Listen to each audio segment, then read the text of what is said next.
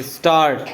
I am very happy to have this opportunity to meet you. Great responsibility rests on the shoulders of our civil services, particularly the Indian Administrative Service.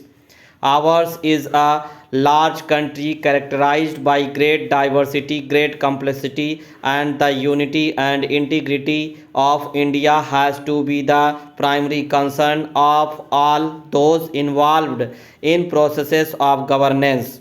This does not mean that we should lose sight of the peculiar circumstances in which your respective states may be placed. I think ours is a unique administrative setup. It's a federal setup and services like the Indian Administrative Service perform that twin combination of concern with local circumstances and at the same time wider concern that these local problems are resolved in a manner which strengthens the bonds of unity and strengthens the nation's integrity.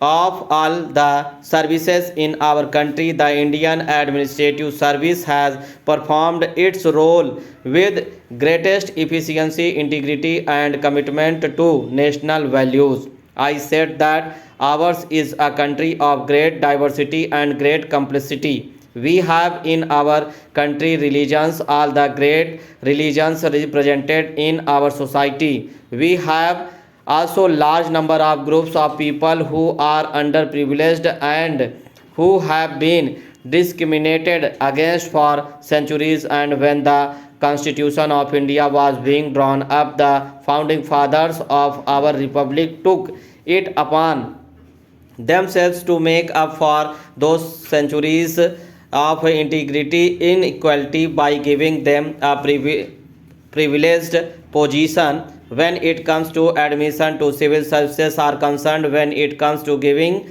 them a share in processes of governance through participation in the state legislature and parliament. It is therefore very essential that our civil servants should be aware of the extreme complexity of managing an entire country of India's diversity. I would therefore urge all of you that though you must specialize in acquiring a deep understanding of the problem faced by your respective states, you must also dwell deep into the whole process of nation building in a country of India's size, India's diversity, and India's complexity. I would also say that we are living in a world where human knowledge is growing at an unprecedented pace. Therefore, you stint at the academic cannot and should not involve at an end of the thirst for acquisition of knowledge. I think our training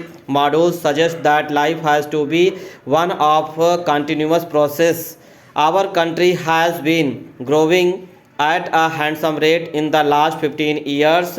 Ever since the reform program was launched, our growth rate has averaged above 6 to 6.5%. In recent years, we have improved upon that performance. Stop over.